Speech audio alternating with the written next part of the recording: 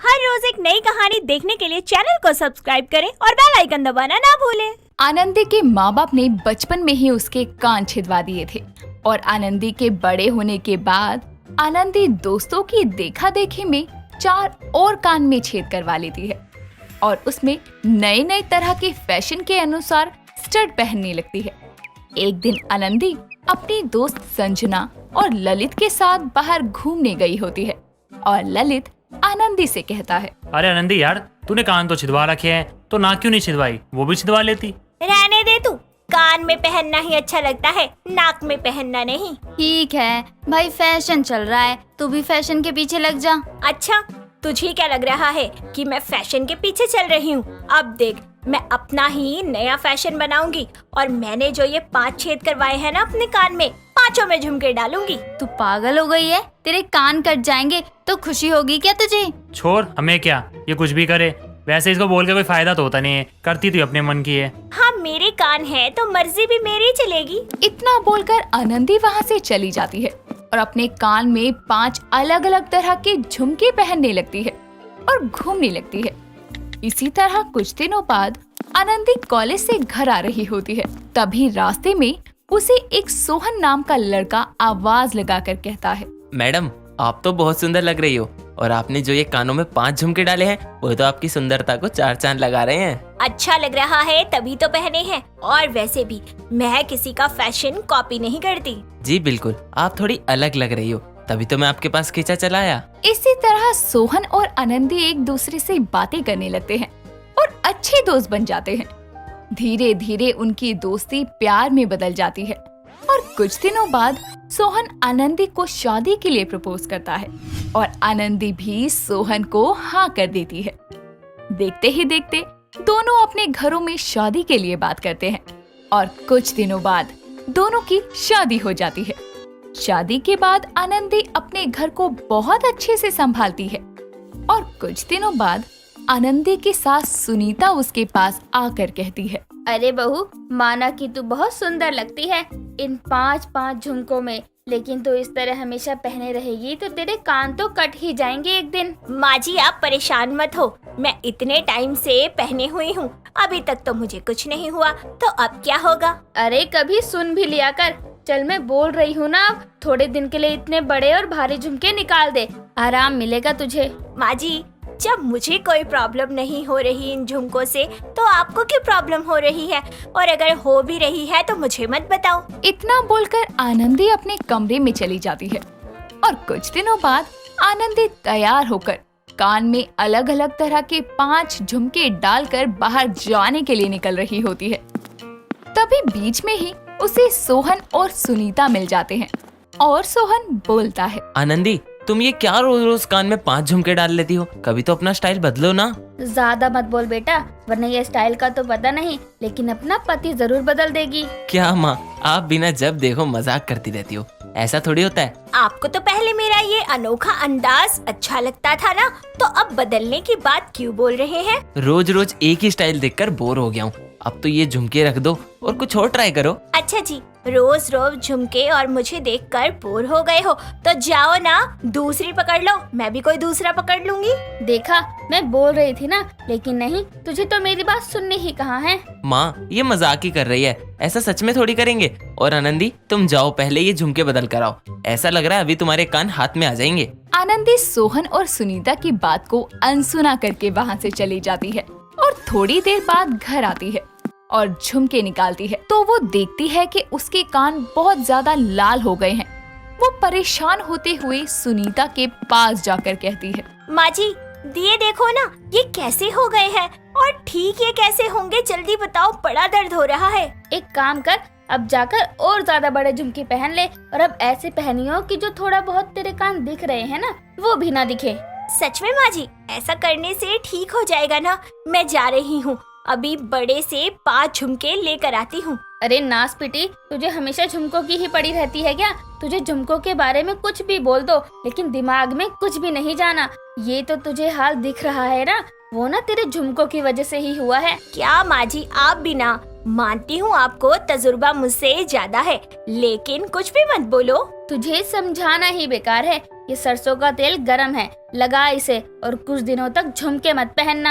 आनंदी सुनीता की बात को सुनकर कान पर तेल लगा लेती है और सो जाती है। लेकिन इतना कुछ हो जाने पर भी आनंदी के सर से झुमकों का भूत नहीं उतर रहा था और जब झुमके पहनने से उसके कान में काफी दर्द होने लगा तो वो YouTube से कान को ठीक रखने के उपाय देखने लगती है। ऐसे ही एक दिन जब उसके कान में बहुत दर्द होता है तो वो अपनी एक दोस्त संजना को कॉल करके कहती है, संजना, मेरे कान बड़े दर्द कर रहे हैं, क्या करूं मैं? मतलब तूने अभी भी झुमके लटका रखे हैं ना? पहले तो तू ये झुमके निकाल दे, क्योंकि एक दिन तेरे इन्हीं झुमकों की वजह से तेरे कान कटने की नौबत आ जाएगी। वो सब तो ठीक है यार, लेकिन तू ठीक करने के लिए कोई तरीका बता दे जल्दी से। एक काम कर, तू हल्दी और नारियल का तेल लगा ले और अगर कभी झुमके पहनती है तो कान के पीछे बैंडेज लगा कर ही पहनियो। ठीक है, मैं अभी जाकर जल्दी से नारियल का तेल और हल्दी लगाती हूँ। आनंदी संजना की बात को मान लेती है और रोज नारियल का तेल और हल्दी लगाने लगती है और बैंडेज लगाकर झुमके पहनने लगती है। उसके कानों को आराम मिलता है और वो फिर रोज रोज झुमके पहनना शुरू कर देती है और उसके धीरे धीरे कान के छेद बड़े होते जा रहे थे। कुछ दिनों बाद आनंदी बाजार से सामान लेकर घर आ रही होती है कि तभी एक बाइक पर चोर उसके कान से 5 झुमके खींचता है और चला जाता है। आनंदी का कान बुरी तरह से कट और छिल जाता है और लोग उसे हॉस्पिटल लेकर जाते हैं। वहाँ पर थोड़ी देर बाद सुनीता और सोहन भी आते हैं और डॉक्टर उनसे बोलते हैं, मैडम, आपकी बहू का कान बुरी तरह से कट गया है क्योंकि इतना भारी और बड़े झुमके कानों में रहते थे इनके, इसीलिए जब चोर ने इनके कानों को हाथ लगाया तो आसानी से उसका कान कट गया। कान कट गया मतलब क्या है? मेरी बीवी ठीक तो हो जाएगी ना? ये तो मैं बता नहीं सकता, लेकिन इसकी अभी एक सर्जरी करनी पड़ेगी, उसके बाद ही कुछ कहा जा सकता है। डॉक्टर साहब, आप बस मेरी बहू को जल्दी से ठीक कर दो, मैं अपनी बहू की ऐसी हालत नहीं देख सकती।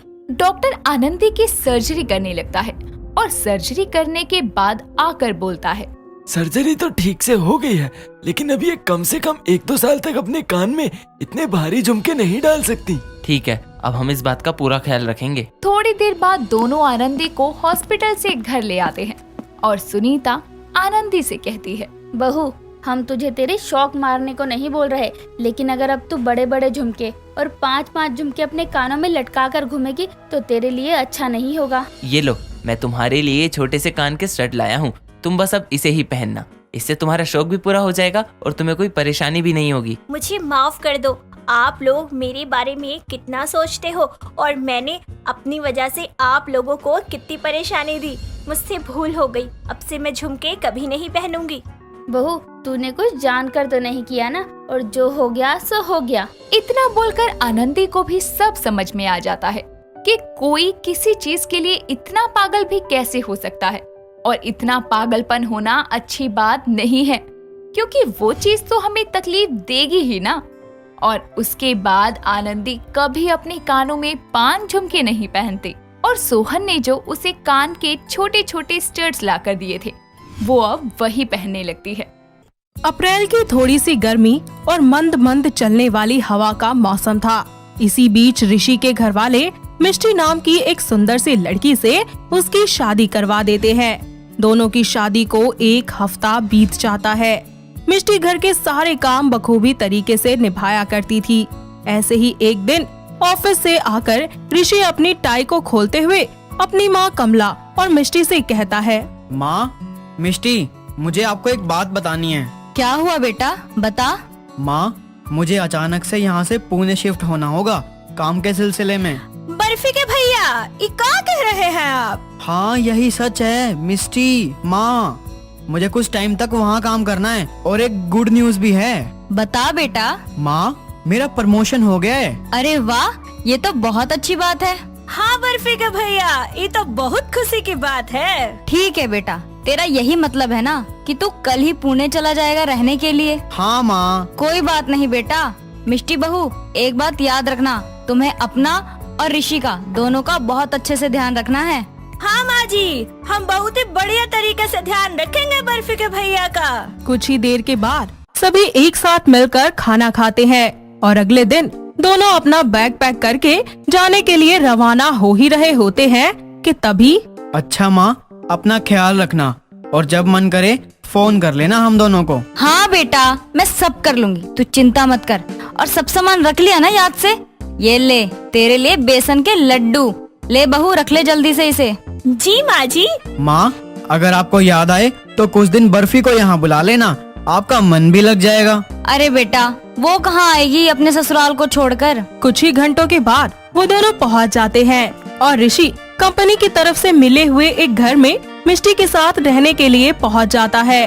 और वो दोनों जब घर का दरवाजा खोल रहे होते हैं कि तभी गली के कुछ लड़के मिष्टी के हाव भाव को देखकर उस पर लट्टू हो जाते हैं। और बंटी नाम का एक लड़का छज्जे से उसे इस कदर घूर रहा होता है कि जैसे ही ऋषि और मिष्टी अपने घर में घुसते हैं तो मिष्टी को देखने के चक्कर में बंटी छज्जे से झांकते हुए नीचे गिर जाता है और फिर कहता है, अरे राम, मर गया मैं। मेरी कमर टूट गई रे, बड़ी जोर से लगी है रसमलाई खा के। तभी उसके पास हर्षु आता है और बोलता है, अरे भैया, ये आप धरती पर ऐसे बिछे काहे पड़े हैं? अरे क्या बताएं, हम एक बहुत ही सुंदर हूर की परी को देख रहे थे, उसी को देखते देखते छज्जे से गिर पड़े रसमलाई खा के। ऐसी कौन सी हूर की परी आई है जिसकी वजह से आपकी ये दशा है? जरा हमें भी तो मिलवाइए। क्या बताएं, अभी अभी उस सामने के घर में रहने आई है। मैं तो मिलने जरूर जाऊंगा थोड़ी देर में रसमलाई खा के। भैया, हम भी जाएंगे, हमें भी लेकर चलना। ऋषि और मिष्टी घर की सफाई करके फिर खाना खाने के लिए बैठते हैं। ऐसे में ऋषि कहता है, मिष्टी, तुम्हें तो सब नया नया लग रहा होगा ना? शादी के कुछ दिन बाद ही तुम्हें ऐसा रहना पड़ रहा है। अरे कोई बात नहीं बर्फी के भैया, अब आप जहाँ हम वहाँ, अब काम भी तो इम्पोर्टेंट है। हाँ मिष्टी, इम्पोर्ट नहीं इम्पोर्टेंट होता है वो। दोनों एक दूसरे से बातें कर ही रहे होते हैं कि तभी डोर बेल बजती है और जैसे ही मिष्टी दरवाजा खोलती है वहाँ पर बंटी खड़ा होता है। अरे आप कौन हैं और क्या काम है? अच्छा, कहीं आप बर्फी के भैया से तो नहीं मिलने आए? उनसे काम है क्या कोई? अरे ये बर्फी के भैया कौन है? मैं तो आपसे मिलने आया हूँ रसमलाई खा के। अरे बर्फी के भैया को नहीं जानत? अरे हमारे हेयर बैंड है। आपके पति हैं? ओहो, उसे हेयर बैंड नहीं हस्बैंड कहते हैं रसमलाई खा के। सही बोले हैं। अरे मिष्टी, कौन है बाहर? अरे को भैया आए हैं। अच्छा, भैया अंदर हैं। ठीक है भाभी जी, हम चलते हैं। और हाँ, हमारा नाम बंटी है रसमलाई खा के। वक्त बीतता जाता है। ऋषि अपने ऑफिस जाना शुरू कर देता है और ऐसे ही एक दिन ऋषि अपने दोस्तों के साथ बैठकर ऑफिस में लंच कर रहा होता है और मिष्टी के हाथ के बने खाने को खाकर उसके सारे दोस्त उससे बोलते हैं, अरे वाह ऋषि, क्या जबरदस्त खाना बनाया है भाभी ने, कभी हमें भी बुला घर पर। अरे हाँ, जरूर बुलाऊंगा। मिष्टी बहुत अच्छा खाना बनाती है। अरे ऐसा कर, तू भाभी से हमारा टिफिन ही ले आया कर, हम रोज उन्हीं के हाथ का खाना खाएंगे अब। ऋषि अपने दोस्तों की बात मानकर मिष्टी से टिफिन पैक करने की बात करता है तो मिष्टी कहती है, ये क्या कह रहे हैं आप? सच में आप हमारे हाथों का बना खाना ऑफिस ले जाएंगे, अपने फ्रेंड्स को खिलाएंगे? अरे फ्रेंड नहीं, इट्स फ्रेंड होता है मिष्टी। हाँ, उन्हें तुम्हारे हाथ का खाना बहुत पसंद आया, इसलिए मैं सोच रहा हूँ कि तुम टिफिन का बिजनेस ही ओपन क्यों नहीं कर लेती।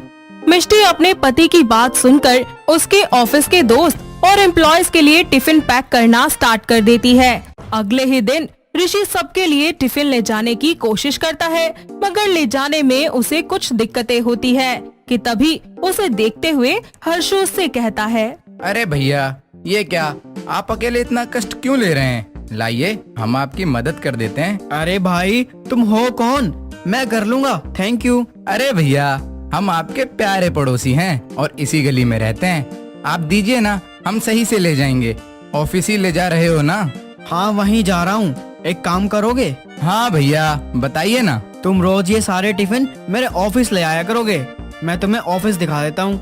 वाह भैया, लॉटरी लग गई मेरी तो। अगर इनके घर रोज टिफिन लेके जाऊंगा तो भाभी जी के रोज दर्शन हो जाएंगे और फिर हम उनसे मीठी मीठी बातें भी करेंगे। वाह, हाँ भैया जी, दिखा दो। इतना बोलकर ऋषि उसे अपने ऑफिस ले जाता है और हर्षु को टिफिन सर्विस का काम मिल जाता है।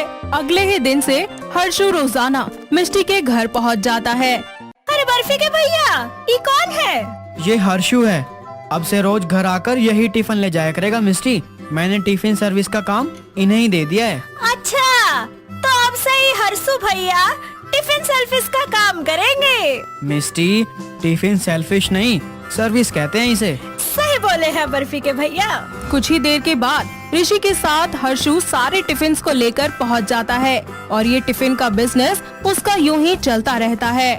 और ऋषि के ऑफिस जाते ही गली के 2-4 लड़के मिष्टी की भाभी जी कहकर उससे बात करने के लिए उसके आसपास मंडराना शुरू कर देते हैं। ऐसे ही एक दिन बंटी फिर से उनके घर आता है और कहता है, भाभी जी घर पर हैं क्या, रसमलाई खा के? हाँ बंटी, हम घर पर ही हैं। बोलो क्या काम है? वो कहा है ना भाभी जी, हमें थोड़ी सी चीनी चाहिए। अरे यहाँ चीनी नहीं, टिफिन का बिजनेस चलता है। मालूम है भाभी जी, वो कहा है ना, हम चाय बना रहे थे तो चीनी खत्म हो गई रसमलाई खा के। इसी तरह वक्त बीतता जाता है। मिष्टी का टिफिन बिजनेस अब तरक्की करने लगता है और इस तरह वो अपने बिजनेस को धीरे धीरे और ज्यादा बढ़ाना शुरू कर देती है। ऐसे ही एक दिन उसके घर पर संडे के दिन भी हर्षु आ जाता है और प्यार से दरवाजे पर कहता है, भाभी जी घर पर हैं? क्या भाभी जी, क्या काम है तुम्हें उनसे? वो भैया जी, हम तो टिफिन लेने आए थे। अरे आज संडे है, कोई टिफिन नहीं है, भूल गए क्या? अच्छा तो भाभी जी को तो बुला दीजिए। क्या काम है तुम्हें मिष्टी से? अरे भैया जी, वो हमें भूख लग रही थी इसलिए हम आ गए। उन दोनों की बातें सुनकर मिष्टी हाथों में पूजा की थाल लिए वहाँ आती है और कहती है, अरे आपको भूख लगी है तो पहले क्यों नहीं बताए? बर्फी के भैया, हम उन्हें खाना खिला देते हैं, बेचारे बहुत भूखे हैं। इस तरह मिष्टी और ऋषि उसे अंदर ले जाते हैं और मिष्टी उसे अपने हाथों का बना हुआ खाना खिलाती है। इसी तरह समय गुजरता जाता है और गली के लड़के मिष्टी के पास आकर उससे बात करने के लिए आ जाया करते थे। कभी उसे अपनी बालकनी से ताड़ा करते तो कभी उसका बालकनी में कपड़े सुखाने का इंतजार किया करते। कुछ हफ्तों के बाद ऋषि के ऑफिस का काम यहाँ का सारा कंप्लीट हो जाता है, जिसके बाद वो लोग वापस अपनी माँ के पास लौट जाते हैं। साथ ही साथ मिष्टी के टिफिन का बिजनेस भी वो वहीं पर ही चलाना शुरू कर देती है और इस तरह से भाभी जी के आशिकों की गली हमेशा के लिए सुनी सुनी हो जाती है। रात के 9 बज रहे थे। बारिश की वजह से मौसम बहुत खराब था। कोई गाड़ी, कोई ऑटो या कोई भी टैक्सी नहीं थी। बारिश में भीगती एक नियति नाम की लड़की अपने पेट पर हाथ रखकर डरते सहमते भागती हुई कहती है, मुझे किसी भी हालत में भागना होगा और अपने बच्चे की जान बचानी होगी, नहीं तो वो लोग मुझे मार डालेंगे। नियति भागते भागते रेलवे स्टेशन पहुंच जाती है और ट्रेन में चढ़ जाती है, जिसके बाद अचानक वो ट्रेन चलने लगती है। साथ ही नियति एक कोना पकड़कर थककर वहाँ पर बैठ जाती है और आँख बंद करती है तो वो अपने कुछ बीते हुए पलों को याद करती है, जहाँ वो रसोई में खाना बना रही होती है। तभी बोलती है, समीर, ये आप ही है ना? मैं जानती हूँ, चलिए हटिए, खाना बनाने दीजिए मुझे। अरे यार, मैं कितने धीरे धीरे कदमों से तुम्हारे पास आता हूँ, तुम्हें कैसे पता चलता है कि ये मैं ही हूँ? आपसे यूं ही थोड़ी ना शादी की है मैंने, अरे दिल से रिश्ता जुड़ा है मेरा और आपका। आपके कदमों की आहट से भी पहचान सकती हूँ कि मेरे प्यारे पति आ रहे हैं। अच्छा जी, अगर मैं कहीं खो गया तो तुम मुझे ढूंढने आओगी ना? आप पागल हो गए हैं क्या? कैसी बातें कर रहे हैं? खोए आपके दुश्मन मैं आपको कभी नहीं खोने दूंगी। धरती हो या पाताल, हर जगह से ढूंढ निकालूंगी। अच्छा बाबा, ठीक है, गुस्सा मत हो। चलो, सब खाने का इंतजार कर रहे होंगे। अरे देवर देवरानी जी, आप दोनों का रोमांस किचन में हो गए हो तो आप खाना भी खा लो और परोस भी दो। इसके बाद नियति सभी को खाना परोसती है और साथ बैठकर खाना खाती है। तभी उसकी सास संगीता खाना खाकर बोलती है, अरे वाह बहू, खाना तो बड़ा चोखा बनाया है तूने। अरे मजा ही आ गया खा के। अरे देवरानी जी, रोटियां खत्म हो गई है, जरा अंदर से ला दो। अरे ओ नास बेटी, अरे बहू अभी घर में आई नहीं कि तेरा हुक्म चलाना शुरू हो गया। जाके खुद काम कर और रोटी ले आ, फ्रिज में पुदीने की चटनी भी है। जी माँ जी, अभी लाई। अरे जेठानी जी, रहने दीजिए, मैं ला देती हूँ, आप बैठिए। नहीं नहीं देवरानी जी, आप बैठो, मैं ही ले आती हूँ। तभी ट्रेन के हॉर्न की आवाज बजती है और झटके से ट्रेन रुक जाती है। इतने में ही नियति की आंखें खुलती हैं और वो बोलती है, ये मैं कहाँ आ गई? मुझे कुछ याद क्यों नहीं आ रहा? बेबी आप ठीक हो ना? मम्मी आपको जल्दी पापा के पास ले जाएंगी। नियति ट्रेन से उतरती है और चलते चलते एक शिव मंदिर में आ पहुंचती है। हे भगवान, मेरे समीर जी जहाँ भी है उनका बहुत ज्यादा ख्याल रखना और मुझे उनसे मिलवा दो भगवान। वो उन सीढ़ियों से उतरकर थक कर वहीं बैठ जाती है। हाय, मैं थक गई और प्यास भी बहुत लग रही है। बेबी आप परेशान मत हो, मम्मा अभी पानी पिएगी ना, आपको बहुत अच्छा लगेगा और आई प्रॉमिस कि मम्मी पापा से आपको जल्दी मिलवाएगी। और वहीं पास के ही पेड़ के नीचे बैठकर आराम करती है। तो वहीं उसके सामने एक प्रेग्नेंट लेडी अपने हस्बैंड के साथ आइसक्रीम खा रही होती है। ये देखकर वो एक बार फिर अपने बीते हुए पलों में खो जाती है और सोचती है, अरे आज मैं बहुत खुश हूँ। मेरी प्यारी बहू को सब लोग आशीर्वाद देंगे। मेरे घर में एक नन्हा चिराग भी आने वाला है। अरे नाचो गाओ ढोल बजाओ सारे। अरे माँ जी, आप कितना मीठा खिलाएंगी अब? अरे तेरी नाटी सी बहू है, बच्चा भी नाटा ही पैदा होगा। अगर तुझे यही बकवास करनी है ना तो चली जा यहाँ से। अरे नंदिनी से अच्छी यही है। वो बांझ 5 साल में मुझे ना तो पोता पोती किसी का भी सुख नहीं दे पाई। अब तू जा यहाँ से और मेरी बहू को नजर मत लगा। हाँ हाँ ठीक है, खुश रह छोरी। दूर खड़ी कविता अपनी सास की ये बातें सुनकर जल भुन जाती है। तभी समीर उसके लिए एक गिफ्ट में एक बच्चे का पालना लेकर आता है, जिसे देखकर नियति बहुत खुश हो जाती है और समीर उसे फोरहेड पर किस करता है। दोनों अपनी गोद भराई को सबके साथ एंजॉय करते हैं। शाम को नंदिनी नियति के कमरे में जाकर उसे खरी खोटी सुनाते हुए बोलती है, खुश तो बहुत हो ना आज तुम। तुम्हारे मन की जो हो रही है, माँ जी तुम्हें ही मेरी बहू करती रहती है, जैसे कि मैं तो कुछ हुई नहीं। बोनी होने के बाद भी भगवान ने सारी खुशी तुम्हें ही दे दी है। मेरी झोली में तो संतान का सुख दिया ही नहीं। अब देखो मैं क्या करती हूँ। जेठानी जी ऐसा कुछ नहीं है, आप गलत समझ रही हैं। आप फिक्र मत कीजिए, भगवान आपकी मुराद भी जरूर सुनेंगे। इतने में पेड़ के नीचे सोई हुई नियति को एक अजीबो गरीब सी खटपट आवाज सुनाई देती है, जो मंदिर के पीछे के बेसमेंट से आ रही होती है। नियति उस आवाज की ओर चली जाती है और धीरे धीरे बेसमेंट में नीचे उतर जाती है। वो उसी शोर की तरफ जाती है तो देखती है कि उसका पति समीर यहाँ पर कुर्सियों पर बंधा हुआ है और उसके मुंह पर टेप लगी हुई है और वो रस्सी खोलने की कोशिश कर रहा है। तभी वो उससे बोलती है, समीर तुम कहाँ चले गए थे और यहाँ इतने दूर कैसे? मैं तुम्हारी रस्सियाँ खोलती हूँ। नियति तुम यहाँ कैसे? और हमारा बच्चा वो तो ठीक है ना? और तुम भी ना? पता नहीं मैं यहाँ कैसे आ गई।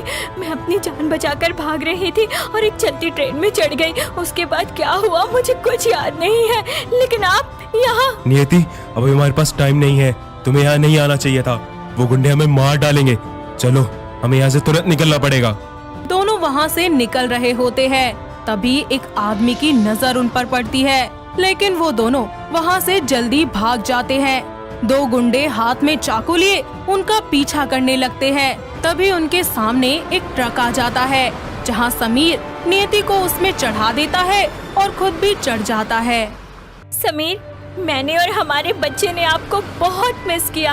आपको पता है एक एक पल कितने मुश्किल से कट रहा था। अब आप हमें छोड़कर तो नहीं जाएंगे ना? नहीं नियति, मैं तुम दोनों को कभी छोड़कर नहीं जाऊंगा। जिस वक्त तुम्हें मेरी सबसे ज्यादा जरूरत थी उसी पल मैंने तुम दोनों को अकेला छोड़ दिया। खैर ये बताओ, तुमने कुछ खाया? नहीं समीर, मैं पैसे नहीं लाई। मेरे पीछे गुंडे पड़े थे। वो गुंडे एकदम से घर में घुस आए और उन्होंने सासू माँ के ऊपर वार किया और वो वहीं बेहोश हो गई और फिर मुझे और मेरे बच्चे को मारने के लिए मेरे पीछे दौड़ पड़े। क्या तुम्हारे पीछे भी गुंडे पड़ गए थे? मैं नहीं जानता था कि मेरा खुद का बड़ा भाई इतनी नीच हरकत करेगा कि वो तुम्हें और हमारे होने वाले बच्चे को भी नहीं छोड़ेगा। क्या मतलब जेठ जी ने ये सब किया? पर मुझे लगता है कि जेठानी जी ने ये सब किया है क्योंकि वो मुझसे बहुत चिढ़ती थी। नियति की बात सुनकर समीर उसे सारी बात बताता है कि आखिर किस तरह उसके भाई ने उसे किडनैप करवाया और नियति पर भी गुंडों से हमला करवाने वाला उसका भाई अर्णव ही था। कुछ ही देर के बाद ट्रक एक ढाबे पर रुकता है, जहां नियति और समीर खाना खाते हैं। लेकिन उनके पास पैसे ना होने की वजह से नियति अपने हाथों से कंगन उतारकर उस ढाबे वाले को दे देती है। लेकिन इतने में ही उसे लेबर पेन शुरू हो जाता है और वो वहाँ पर जोरों से चिल्लाकर बेहोश हो जाती है। घबराकर समीर लोगों की मदद मांगता है। तभी वहाँ एक औरत अपनी कार से दोनों को हॉस्पिटल ले जाती है, जहाँ डॉक्टर्स नियति की डिलीवरी करते हैं, लेकिन बेबी जल्दी होने के कारण उसे ऑब्जर्वेशन में रखा जाता है।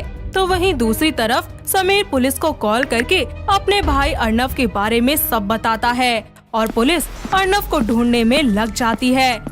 साथ ही उसे ढूंढने के बाद डंडे मारकर उससे पूछती है, बता, तूने अपने छोटे भाई और उसकी वाइफ के साथ ऐसा क्यों किया? क्योंकि मुझे वो दोनों ही पसंद नहीं है। इसकी वजह से मेरी माँ ही मेरे साथ सौतेला व्यवहार करती थी। क्यों करती थी? क्योंकि मैं बाप नहीं बन सकता।